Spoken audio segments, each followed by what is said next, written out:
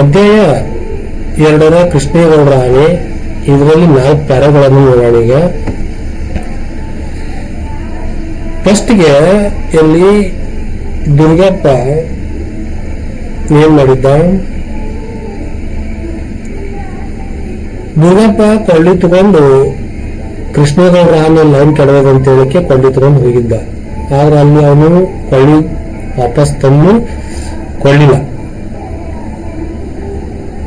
ದ್ವೇಷ ಮಾಡಿದ್ದ ಕೃಷ್ಣೇಗೌಡರ ಆನೆ ಮೇಲೆ. ಆದ್ರೆ ಕೃಷ್ಣೇಗೌಡರ ಆನೆ ಕಾಡಿನಿಂದ ಹಿಡಿದು ಪಳಗಿಸಿದಂತ ಆನೆ ಅಂತೂ ಅಲ್ಲ. ಅದು ಎಲ್ಲಪ್ಪ ಅಂದ್ರ ಗೋಳೂರು ಮಠದಲ್ಲಿರುವ ಒಂದು ಆನೆಯ ಮರಿಯಾಗಿತ್ತು. ಯಾವ ಮಠ? ಗೋಳೂರು ಮಠದ ಆನೆಯ ಮರಿಯಾಗಿತ್ತು. ಆ ಮರಿ ಆನೆ ಅದು ಬೆಳೆದಿದ್ದೆಲ್ಲ ಊರಿನೊಳಗೆ. ಆದ್ರ ಕಾಡಿನ ಪ್ರಾಣಿ ಹೆಂಗಿರ್ತಾವ, ನಾಡಿನ ಪ್ರಾಣಿ ಹೆಂಗಿರ್ತಾವ ಅಂತೇಳಿ ಆ ಆನೆಗೆ ಒಂದು ತಿಳುವಳಿಕೆ ಇರಲಿಲ್ಲ. ಅದು ಮೂಡಿಗೆರೆ ಪೇಟೆಗೆ ಯಾವ ರೀತಿ ಹೊಂದ್ಕೊಂಡಿತ್ತು ಅಂದ್ರ, ಈ ಮೂಡಿಗೆರೆ ಪೇಟೆಯಲ್ಲಿರ್ತಕ್ಕಂಥ ಪ್ರತಿ ಅಂಗಡಿಗಳಿಗೂ ಅದು ಭೇಟಿ ಕೊಡ್ತಾ ಇತ್ತು.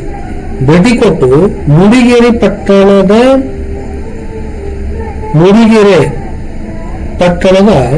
ಪ್ರತಿ ಅಂಗಡಿಗೂ ಭೇಟಿ ಕೊಟ್ಟು ಅಲ್ಲಿ ಏನೋ ಒಂದು ಹಣ್ಣು ಹಂಪ್ಲ, ಈ ಸಿಪ್ಪಿ, ಜಜ್ಜಿದ ಒಂದು ಹಣ್ಣು ಯಾವುದೇ ರೀತಿ ತಾನೇ ಸೊಂಡದಿಂದ ಬಾಯಿಗೆ ಹಾಕೋ ಅದು ಸೊಂಡದಿಂದ ತಾನೇ ತಗೋದಿದ್ದು. ಅದೊಂಥರ ಹೆಂಗಂದ್ರೆ ಲಂಗು ಲಗಾಮ್ ಇಲ್ಲದೆ, ಬಿಡಾಡಿ ಅಂತಾರಲ್ಲ, ಲಂಗು ಲಗಾಮ್ ಇಲ್ಲದೆ ದನಕರುಗಳ ರೀತಿಯಲ್ಲಿ ಅದು ಮೂಡಿಗೆರೆ ಪಟ್ಟಣದಾಗ ಪೇಟೆಯಲ್ಲಿ ಓಡಾಡ್ಕೊಂಡಿತ್ತು.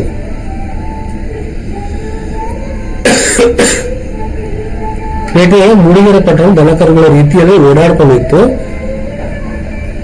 ಎಲ್ಲ ಅಂಗಡಿಗೆ ಹೋಗುದು, ಹಣ್ಣ ಹಂಪ್ಲ ತಿನ್ನೋದು, ಹೊಟ್ಟೆ ತುಂಬಿಸ್ಕೊಂಡು ಬರೋದು ಮಾಡ್ತಿತ್ತು. ಆದ್ರೆ ಅದನ್ನ ನೋಡಿದ್ರೆ ಸ್ವಲ್ಪ ಸಾಲಿ ಹುಡುಗರು ಸದೇ ಕಾಣಿಸ್ತಾ ಇದ್ರು. ಅಂಜಿಂದ ಅದಕ್ಕೆ ನೆಕ್ಸ್ಟ್ ಅದೇ ಸಾಲಿ ಹುಡುಗರು ಗೌರಿ ಅಂತ ಕರೆದ್ರ ಏನ್ ಮಾಡ್ತಿತ್ತು, ತಲೆ ಆಡಿಸ್ತಿತ್ತು, ಸಿಗ್ನಲ್ ಕೊಡ್ತಿತ್ತು. ಅಷ್ಟು ಜಾಣನೂ ಇತ್ತು ಅದು. ಅದನ್ನ ನೋಡಿದ್ರೆ ಹೆದರ್ತಿದ್ರು, ಯಾರು ಶಾಲೆ ಮಕ್ಕಳು ಹೆದರ್ತಿದ್ರು. ಅದು ಗೌರಿ ಅಂತ ಕರೆದ್ರ ಅದು ಏನ್ ಮಾಡ್ತಿತ್ತು,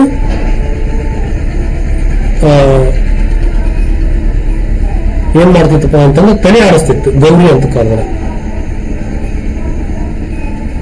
ಇದು ಎಲ್ಲಪ್ಪ ಅಂತಂದ್ರ ಒಟ್ಟು ಆನೆ ಕಾಯಮಾಗಿ ಅಂಗಡಿ ಪಟ್ಟಣದಾಗ ಹೋಗ್ತಿತ್ತು. ಎಲ್ಲ ಒಂದು ಹಣ್ಣು ಹಂಪಲ ತಿಂದು ಅದು ಬರ್ತಿತ್ತು. ಮಠದ ಜಗದ್ಗುರುಗಳನ್ನ, ಇದು 2ನೇ ಪರದಾಗ, ಮಠದ ಜಗದ್ಗುರುಗಳನ್ನ ಜನರು ಅಡ್ಡಪಲ್ಲಕ್ಕಿಯಲ್ಲಿ, ಮಠದ ಜಗದ್ಗುರುಗಳನ್ನ ಜನರ ಅಡ್ಡಪಲ್ಲಕ್ಕಿಯಲ್ಲಿ ಮೆರೆಸ್ತಾರ ಅಂತೇಳಿ ಗೊತ್ತಾಯ್ತು. ಅದು ರೂಢಿ ಆಯ್ತು. ಆದ್ರೆ ಮಠದಾಗ ಆನೆ ಇದ್ದಲ್ಲ, ಆ ಆನೆ ಇರೋದು ವೇಸ್ಟ್ ಅನ್ಸ್ಬಿಡ್ತಾವ್ರಿ. ಆ ಆನೆ ಮೊದಲು ಸಿಕ್ಕಾಪಟ್ಟೆ ಆರ್ ಹಾಕ್ಬೇಕು, ಆ ಆನೆ ಮಾತು ಪಗಾರ ಕೊಡ್ಬೇಕು, ಹಿಂಗೆಲ್ಲ ಅನಿಸಿ ಈ ಆನೆ ಮಾರ್ಬೇಕು ಎಲ್ಲ ಅಂತ ಅನಿಸ್ಬಿಡ್ತು. ಅನಿಸಿಂದ ಈ ಆನೆಗಿಂತ ಮೊದಲ ಮಾವುತನ್ನ ಕಳಿಸ್ಬೇಕಾಗಿತ್ತು. ಯಾಕೆ ಗೊತ್ತಂದ್ರಿ, ಮಾವುತ ಅಂದ್ರೆ ವೇಲಾಯುಧ ಅಂತ ಕರೀತಾರೆ. ಈ ಮಾವುತ 24 ತಾಸು ಕುಡಿತಾ ಇಲ್ಲ. ಮಠದಾಗ ಏನ್ ಬೇಕಾಗ್ಯದ, ಸಾತ್ವಿಕ ಗುಣಗಳು ಬೇಕಾಗಿದೆ. ಸಾತ್ವಿಕ ಅಂದ್ರೆ ಮನುಷ್ಯನಲ್ಲಿ 3 ಗುಣಗಳಿರ್ತಾವ: ರಾಜಸ, ತಾಮಸ, ಸಾತ್ವಿಕ. ರಾಜಗುಣ, ತಾಮಸ, ಸಾತ್ವಿಕ ಗುಣ. ಸಾತ್ವಿಕ ಅಂದ್ರೆ ಒಳ್ಳೆ ನಡೆ ನುಡಿ, ಕಾಮ, ಕ್ರೋಧ, ಮದ, ಲೋಭ, ಮತ್ಸರಗಳನ್ನ ಗೆದ್ದವ. ಈ ಸಾತ್ವಿಕ ಅಂದ್ರೆ ಒಳ್ಳೆ ರೀತಿಯಾಗಿ ಬದುಕು ನಡೆಸವ ಇಂಥ ಸಾತ್ವಿಕ ವ್ಯಕ್ತಿ. ಅಂತ ವ್ಯಕ್ತಿಗಳು ಮಠಕ್ಕೆ ಯೋಗ್ಯ ಆಗ್ತಾರ, ಹೊಂದ್ಕೋತಾರೆ. ಆದ್ರೆ ಇವ 24 ತಾಸು ಕುಡಿದು ಬೀಳ್ತಿದ್ನಲ್ಲ, ಅದು ಮಠದ ಗುರುಗಳಿಗೆ ಬೇಸರಾಗಿತ್ತು. ಈ ಏನಾದ್ರೂ ಮಾಡಿ ಇವನನ್ನು ಕಳಿಸ್ಬಿಡಕಪ್ಪ ಅನಿಸ್ತು. ಅವನಾಗ ಚೀಮಾರ ಹಾಕಿ ಕೂಡ ಕಳಿಸಿದ್ರು. ಚೀಮಾರ ಹಾಕಿ ಅವನು ಕಳಿಸಿದ್ರು. ಆದ್ರೆ ಅವನು ಹೋಗ್ಬಿಡು. ಆದ್ರೆ ಚೀಮಾರ ಹಾಕಿ ಕಳಿಸಿದ್ ಯಾನ್ ಇತ್ತು ಏನಿತ್ತಲ್ಲ, ಆ ಆನೆ ಊಟನೇ ಮಾಡಲಿಲ್ಲ, ಊಟ ಬಿಟ್ಬಿಡ್ತು. ಹಿಂಗಾಗಿ ಮಠದ ಜಗದ್ಗುರುಗಳು ಚಿಂತೆಯಾಗಿ ವಾಪಸ್ ಅವನನ್ನು ಕೇರಳ ರಾಜ್ಯದ ತನ ಹುಡುಕ್ಯಾಡಿ ಅವನನ್ನು ತಂದ್ರು. ತಂದಿಂದ ಅವ ಏನ್ ಮಾಡ್ಲಕತ್ತ ಹೊಳ್ಳಿ ಮಠದಾನಿ ನಾ ಇಲ್ಲಾರ್ದ ನಡೆಯಂಗಿಲ್ತು, ನಾ ಇದ್ರ ಅದು ಬಹಳ ಅವಶ್ಯ ಅದ ಅಂತ ಹೇಳಿ ಅವನಿಗೆ ಅನಿಸ್ತು. ಅನಿಸಿಂದ ಅವ ಬೆಕ್ಕಂಗ್ ಸಿಕ್ಕಂಗ್ ಕುಡಿದು ಮಜಾ ಮಾಡುದು ಮಾಡ್ಲಕತ್ತಿಂದ ಮಠದಾಗನು ಆಲ್ರೆಡಿ 4-5 ಸಾವಿರ ರೂಪಾಯಿ ಸಾಲನು ಮಾಡಿದ್ದ. ಯಾರು ಬಂದ್ರೆ ಕೊಟ್ಟು ಬಿಡ್ಬೇಕು ಅಂತ ಹೇಳಿ ಮಠದ ಜಗತ್ತಿರುಗಳಿಗೆ ಅನಿಸ್ತು.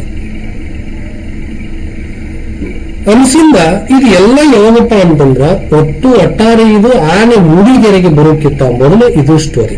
ಇದು 2ನೇ ಪ್ಯಾರದ. ಇನ್ನೇನು ಮೂಡಿಗೆರೆಗೆ ಬಂದು ಇಲ್ಲಿ ಏನು ಚಾಮುಂಡಿ ಘಾಟಿಗೆ ಏನು ಬರ್ತಾರ ಕೃಷ್ಣಗೌಡ ತರ್ತಲ್ಲ ಅವಾಗ ಇನ್ನೇನ್ರ 3ನೇ ಪ್ಯಾರದಾಗ ಚಾರ್ಮುಡಿ ಹತ್ತಿರದ ದಟ್ಟ ಕಾಡ. ಆ ದಟ್ಟ ಕಾಡನ್ನ ಸರ್ಕಾರ ಏನ್ ಮಾಡಿತ್ತು, ಬೆಂಕಿ ಕಡ್ಡಿಯನ್ನ ಮಾಡ್ಲಕ್ಕ ಅಂತೇಳಿ ಕಾಂಟ್ರಾಕ್ಟರ್ ಕೊಟ್ಟಿತ್ತು. ಕಾಂಟ್ರಾಕ್ಟರ್ ಕೊಟ್ಟಿದ್ದನ್ನ ಕೇರಳ ರಾಜ್ಯದಿಂದ ಒಂದು ಆನೆಯನ್ನ ತರಿಸ್ಬೇಕು. ಯಾಕೆ ತರಿಸ್ಬೇಕು?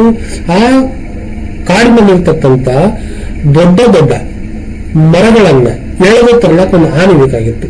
ಆ ಆನೆಯನ್ನ ತರಬೇಕಂತ ಹೇಳಿ ಆ ಕಾಂಟ್ರಾಕ್ಟರ್ಗಳು ಯೋಚನೆ ಮಾಡಿಂದ ಆನೆ ಅಲ್ಲಿ ಕೃಷ್ಣಗೌಡ ಅಂತಾನ ಇದು ನನಗೆ ಕಾಂಟ್ರಾಕ್ಟರ್ ಕೊಟ್ಟು ಬಿಡ್ರಿ ಅಂತಾನ. ನನಗೆ ಕಾಂಟ್ರಾಕ್ಟರ್ ಕೊಟ್ಟು ಬಿಡ್ರಿ ಅಂದಿಂದ ಅಲ್ಲಿ ಏನ್ ಮಾಡ್ತಾರ, ಆ ಕೃಷ್ಣಗೌಡ ಅಲ್ಲಿ ಮಠದಿಂದ ಏನು ಆನೆ ತರ್ತಾನಲ್ಲ ಹೆಣ್ಣು ಆನೆಯನ್ನು ತಗೊಂಡ್ಬಂದಿರ್ತಾನೆ. ತಗೊಂಡ್ಬಂದಿಂದ ಅದ್ರಿಂದ ಏನು ಜನರು ಬಂದು ಮಾಡಕತ್ತ ನಾವು ಸಿಕ್ಕಾಪಟ್ಟು ರೊಕ್ಕ ಕೊಟ್ಟು ತಂದಿನ ಭಾರಿ ಹಣ ಕೊಟ್ಟು ತಂದಿನಿ ಅಂತೇಳಿ ಜನರು ನೋಡಿ ಜಂಬ ಕಚ್ಕೊಳಕತ್ತ. ಆ ಒಂದು ಏನ್ ಇರ್ತದಲ್ಲ ಆ ಒಂದು ಕೊಟ್ಟೆ ಇರ್ತಕ್ಕಂಥ ಹಣ ಅದು ಹೆಂಗಪ್ಪ ಅಂತಂದ್ರೆ ಆನೆ ಬಾಲಕ್ಕೂ ಸಮಯ ಇಲ್ಲಾರ್ದಂಗೆ ಆಯ್ತು.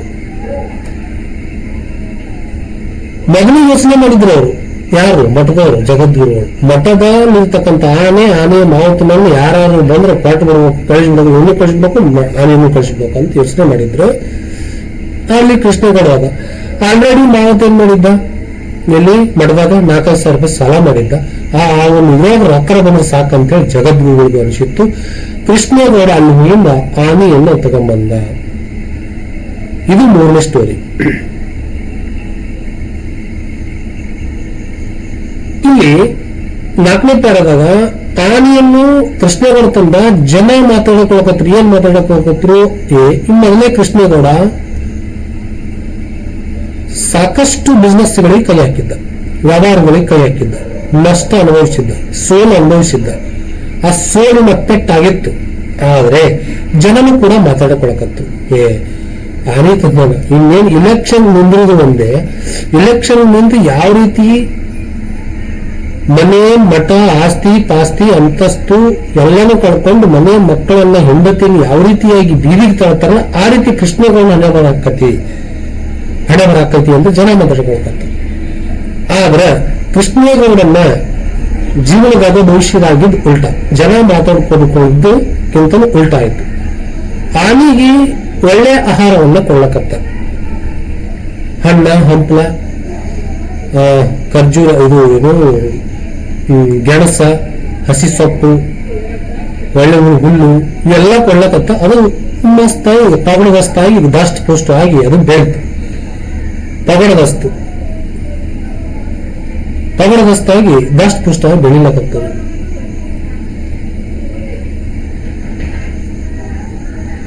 ಬೆಳಿಲಕತ್ತು. ಅದು ಈ ಬೆಳ್ಳಕ್ಕೆ ನಾವು ಒಳ್ಳೆ ಆಹಾರ ಕೊಡಕತ್ತಿನ ಅದು ಒಳ್ಳೆ ದಷ್ಟ ಪುಷ್ಟ ಬೆಳೆದಿಂದ ಈ ಏನು ಕಾರಣಗೇನು ಮರ ಕಡಿತಿದ್ರೆ ಅವೆಲ್ಲ ಎಳ್ಕೊಂಡ್ ಬಂದಿಂದ ಅವಾಗ ಕೃಷ್ಣಗೌಡ ಕೈಯಾಗ ದುಡ್ಡು ಕಾಣಕತ್ತ.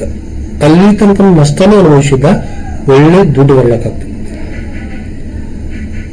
ಆ ಆನೆ ಆ ಕೃಷ್ಣಗೌಡನಿಗೆ ಒಳ್ಳೇದು ಮಾಡ್ತಾ ಹೊರಟಿತ್ತು.